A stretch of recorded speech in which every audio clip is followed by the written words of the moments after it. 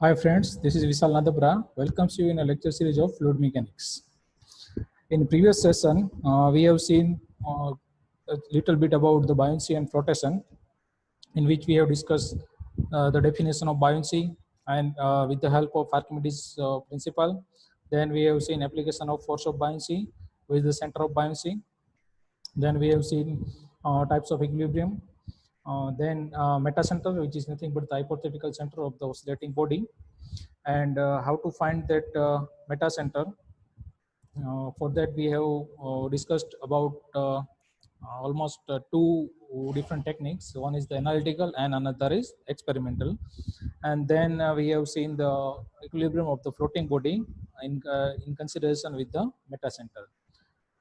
Today we are going to look at the next chapter, which is the fluid kinematics. Fluid kinematics.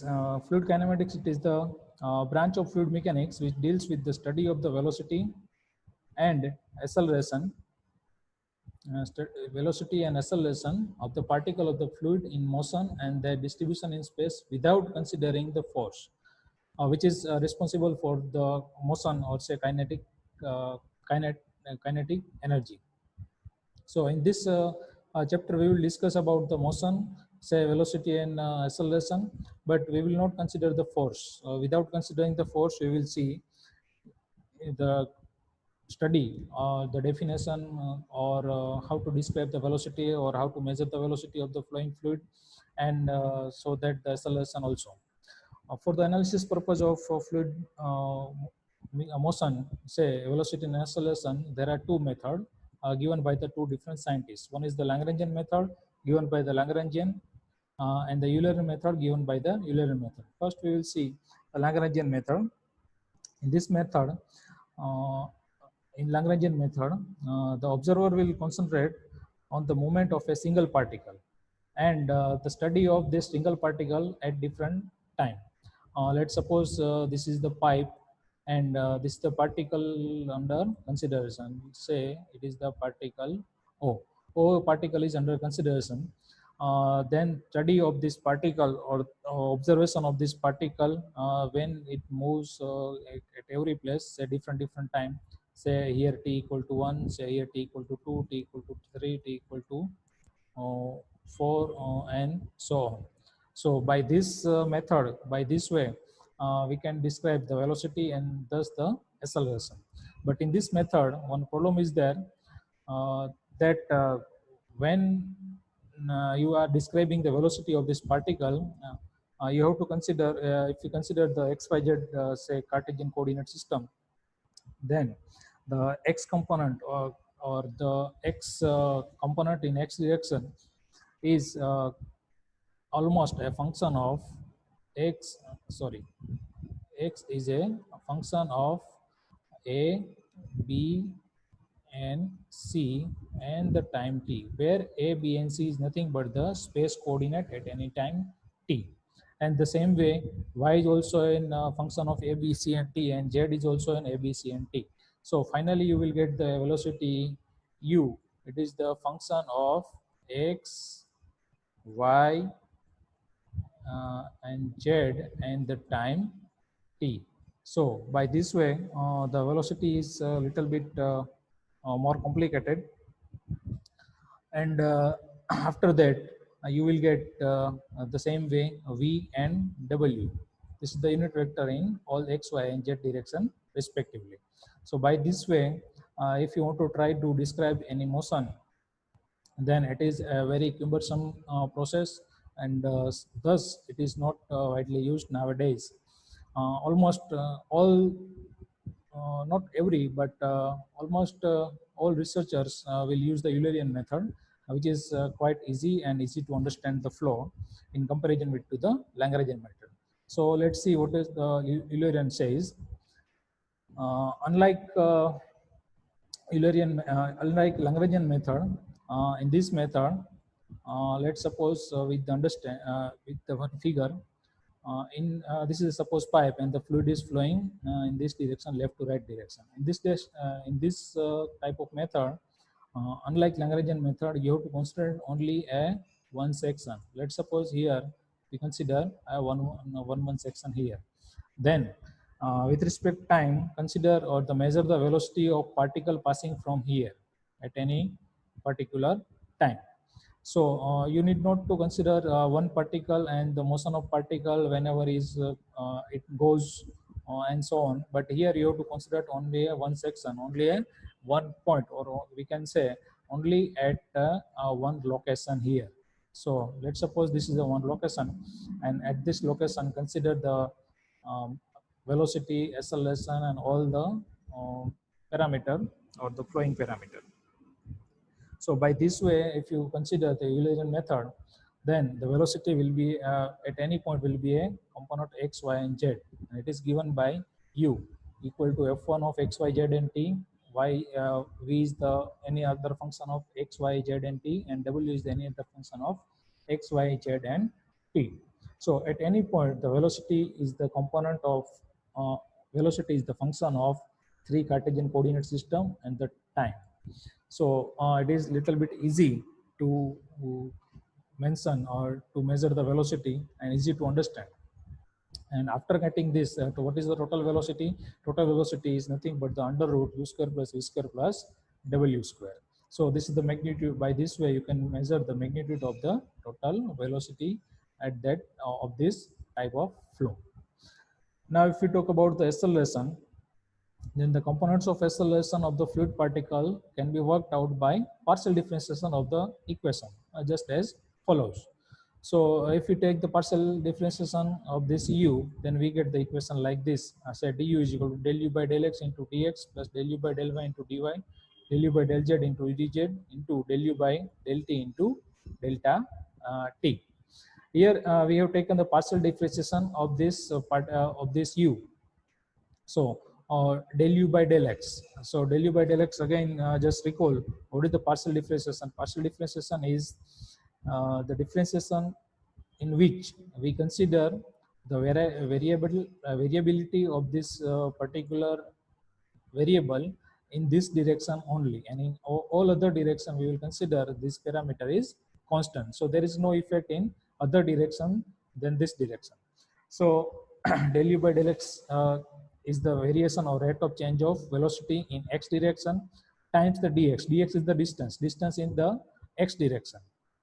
So thus this is the component of velocity or change of component of velocity in x direction for u component. By this way, all the partial derivation we can take, and finally we get the equation of du. After getting this du, if we want to get total acceleration in the x direction, then we have to take partial differentiation with respect to time here. So if we multiply del u by del t, then we get this equation, and after cancelling the common term from bottom and numerator and denominator, then we get the equation of acceleration component of in x direction like this: del u by du by dt is equal to del u by del x into u, del u by del y into v, del u by del z into w. Because this u, v, and w is nothing but the unit vector of velocity in x, y, and z direction only. So by this way we get the component of acceleration in x direction. Similarly, we get the component of acceleration in y direction as well as in z direction. By this way we can calculate the acceleration component, and finally we get the resultant acceleration or the total acceleration equal to under root of ax square plus ay square plus az square. So square root of all these three components. So by this way we can get the resultant acceleration, and it is quite easy in comparison to the Lagrangian method. So it is widely used nowadays. But here you can see in all three components, first three components in each and every equation and last component have some difference. What is that? Here in first three term there are no value or there are no component which relates any time or which indicate any time, but in last term only you can get the time. So here there are two types of acceleration is there. One is the convective acceleration and one is the or say local acceleration. This is the local acceleration, and this is the time bound acceleration. So we can say here this acceleration we get by the change of position, and this acceleration is the change of velocity with respect to time. So there are two components of acceleration. Here we can understand. Let's understand with one example. Say this is the Earth, complete round. Consider it complete round, and one aeroplane is moving in this moving around. One aeroplane is moving around the Earth. So what you can say with the uniform velocity, this have a uniform velocity v that does not change with respect to time. So what you can say is this plane or aeroplane is under acceleration or with acceleration, motion is with acceleration or without acceleration. First thing came into mind, if the velocity is constant, then this must have in uniform velocity and there is no acceleration there. But this is not like that, because here the time variable velocity of the velocity with respect to time will does not change. So this component will be 0, but this component is not 0 because it always changes its position with respect to Earth. So by this way we can say this is in accelerating motion. This is not in a uniform velocity motion. So with the help of this example, we can get the deep idea about the acceleration. Then we will move on the next topic, which is the types of flow, types of fluid flow, in which very first is the steady and unsteady flow. Yes, steady flow and unsteady flow. So what is steady flow? In this type of flow, the fluid characteristic like velocity, pressure, density, etc. at a point do not change with respect to time. So let's suppose with the one figure at this point, say at section 1, let's suppose velocity is v1, and at the section let's suppose 2, here the velocity is v2. But over the period of time, the velocity v1 does not change. It may not necessary that v1 equal to v2. v1 and v2 both may be change or may be equal to, that depend upon the case. But if v1 does not change with respect to time, say you will measure at time t equal to 0 and time t equal to 1, time t equal to 2, time t equal to 3, but v1 will not change, then in this case you can say this type of flow is called as a steady flow. It is not necessary that velocity at 1 and velocity at 2 both must be equal. The v1 and v2 may be changed, but again here also the case may be the same, that v2 is not changed with respect to time. So this type of flow is called as a steady flow. If we think about the example, then the flow through a prismatic or non-prismatic conduit on a constant flow rate q meter cube per second. Say if it is a constant diameter pipe and the flow rate is q meter per second here is, and if the out is also a q meter per second, then this may be the case of steady flow. Here if unsteady flow, then in unsteady flow it is the type of flow in which the velocity, pressure, density, acceleration, etc. at a point the changes with respect to time. So again, let's understand with this example. If you measure the v1 at time t0, we get the v1 here at section 1. But if you measure the velocity at time t equal to t1, say after some time if you measure, then you get v2, say any other velocity than the v1. If you measure the time t equal to t2, then you get any other velocity, say v3 or any v1 dash anything. So in this case, the velocity of the flow is does not remain constant at a particular location. Let's think this type of pipe, sorry, not this type of pipe, but let's have another pipe of constant diameter.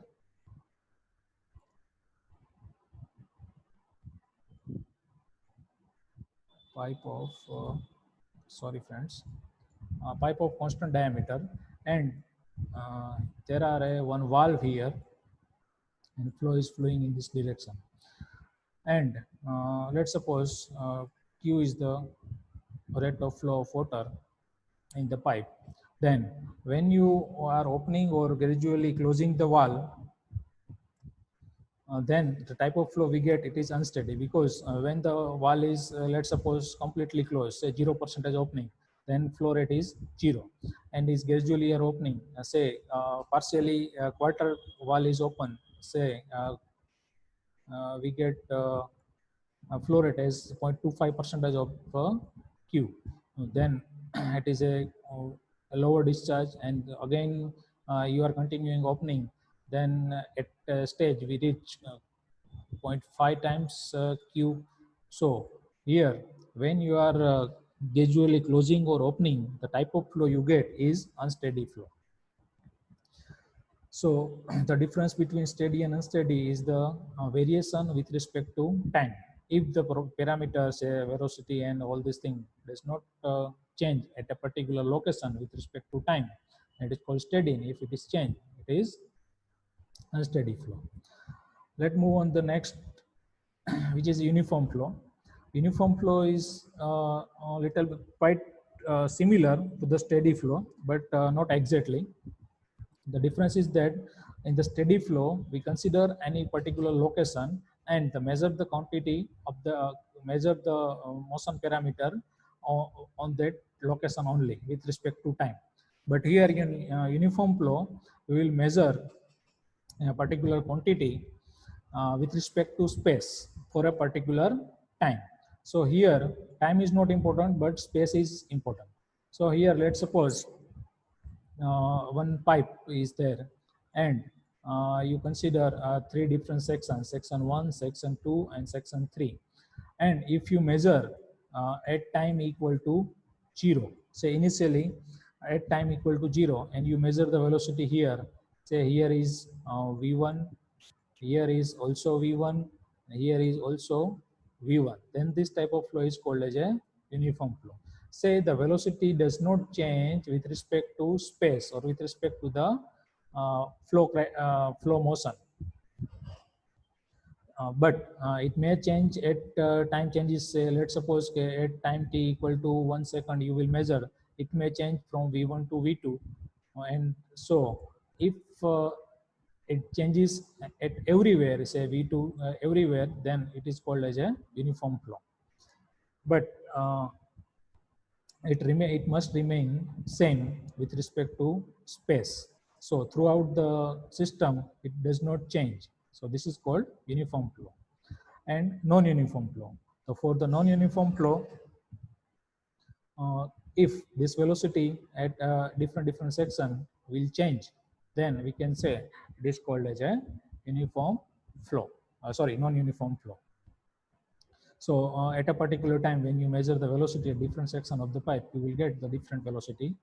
It is not related to velocity, but all the parameter. Let's suppose a little bit in detail. So here we consider different type of four cases to understand how it differ from each other. Let's take a pen here. Say this is the constant diameter pipe, and here there are two different pipe. One have a converging section, which is a larger inlet area, and outlet area is smaller, and one is the constant diameter pipe. If you supply a constant Q here, in this case, and here if you supply a constant Q, and here put the valve at the entry, so you can vary the discharge. Here also put one wall, you can vary the discharge. So here just simply understand the Q is not constant here, and here Q is constant.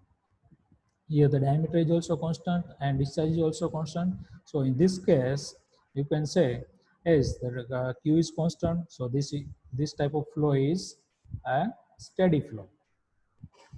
Q does not change, so velocity will not change with respect to time, and the diameter is also constant, so area will not change, and area will not change. So at any section of the pipe, velocity will not change. So in this case, you can say this is the case of steady and uniform flow.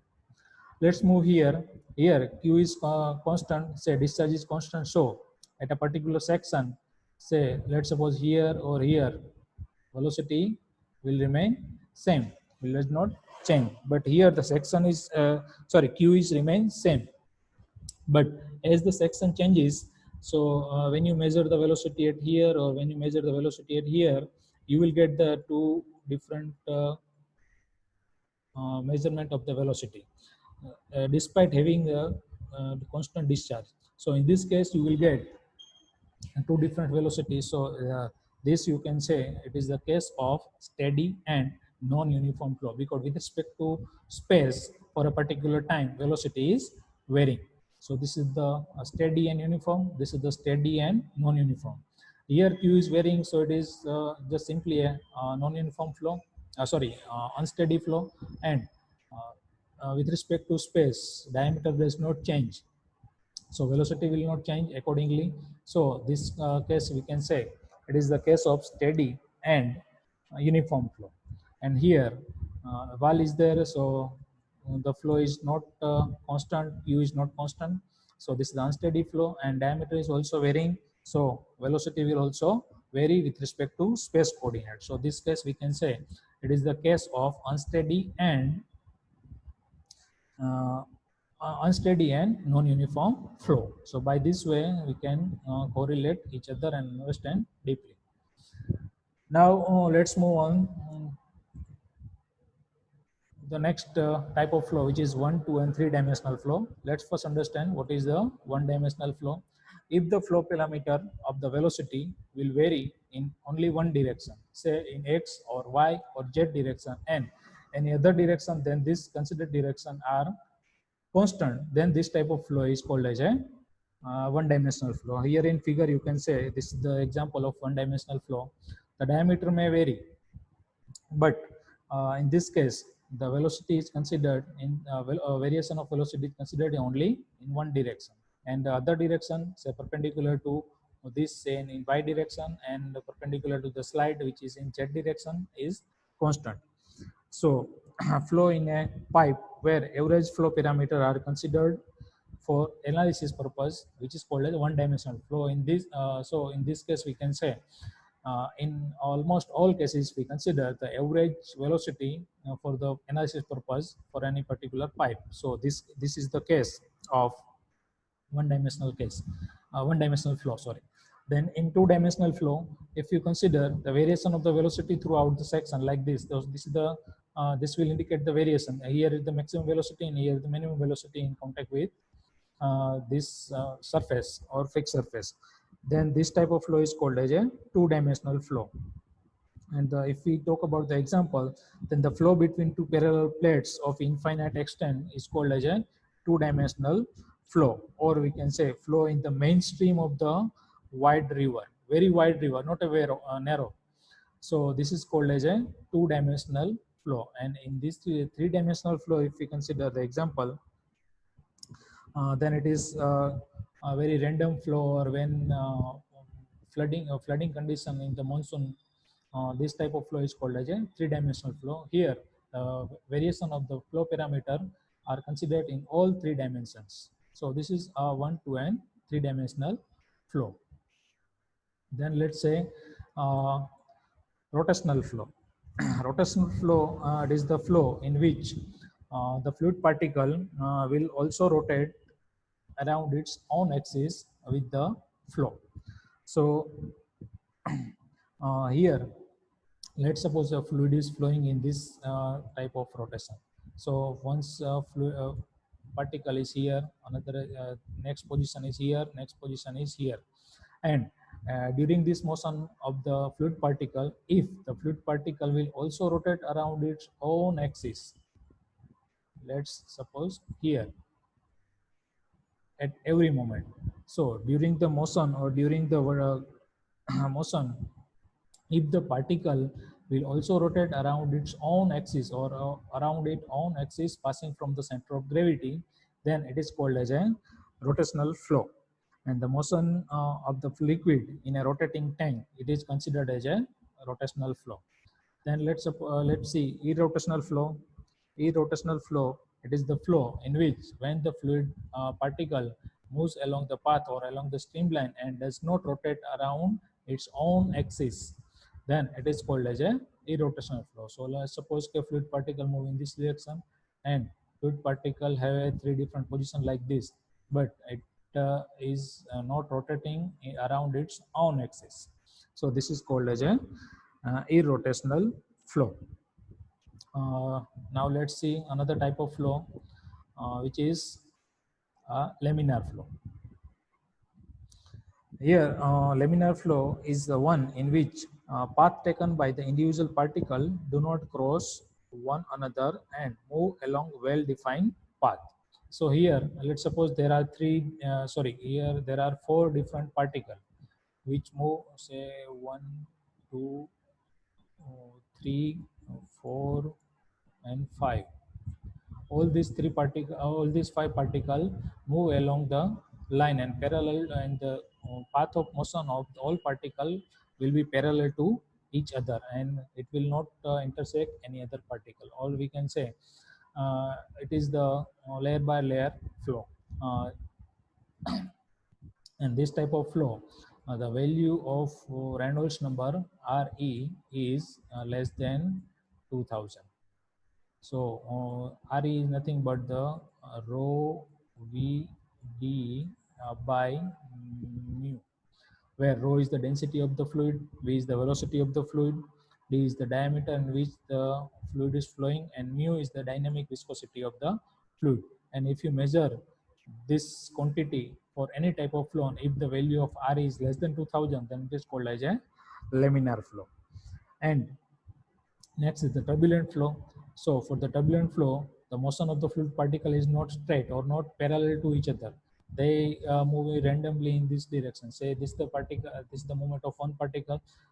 Then the movement of another particle may be like this. The movement of another particle may be like this. So there are random movement, and there is it may be happen when the velocity is very high. When a flooded condition, when the river flows at its fullest, then in that case we get the turbulent flow. In this case, the value of Re, say Reynolds number is greater than 4000. So if the value of Reynolds number is less than 2000, it is called as laminar flow, and if the value of Reynolds number is greater than 4000, it is called as a turbulent flow. But if the value of Re is in between these two limit, then it is called as a transient flow.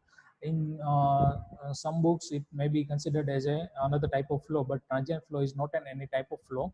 It is in transient state. Transient state. So in this case, you cannot say whether it is a laminar flow or it is a turbulent flow. It is in between these two states. It continuously in transient form. Sometimes somewhere you may consider it as a laminar, or somewhere you may consider it as a turbulent flow. If you don't know about the Reynolds number, then don't worry, we will discuss in detail in the coming lectures. So this is the another type of flow, laminar flow and turbulent flow. Next, let's move on the compressible flow and incompressible flow. So compressible flow, it is the type of flow in which the density of the fluid does not change with respect to space or with respect to time. Say density will remain constant for any particular flow, then it is called as a compressible it is called as a incompressible flow. But for compressible flow, density will not remain constant. If the density is varying, if we take the example of this type of flow, then our let's consider LPG cylinder. In LPG cylinder, inside it is in liquid form, but when it comes out for the burning purpose, and the cylinder when it is the burner, it will changes into the gaseous form, so density will change. So this is considered as a compressible flow. And incompressible flow, at a flow in which the density is constant, density will not change. In real practice, all the fluid have a little bit compressibility, but for the simplicity, in many theory, we will consider water as an incompressible fluid. Then let's talk about types of flow line, but that is all for today. We will conclude here what we have seen today. We started with the definition of the fluid mechanics, sorry, fluid kinetics, which is nothing but the study of the motion parameter of the fluid without considering the force responsible to cause the motion. Then we have seen types of flow. Uh, Before that, we have seen Lagrangian method and Eulerian method, and derived the equation of velocity in SL less than 4, Lagrangian method. Then we have seen steady and unsteady flow, uniform and non-uniform flow, 1, 2, and 3-dimensional flow, rotational and irrotational flow, laminar and turbulent flow, and lastly, compressible and incompressible flow. So that is all for today, friends. We will meet in a next lecture. Thank you.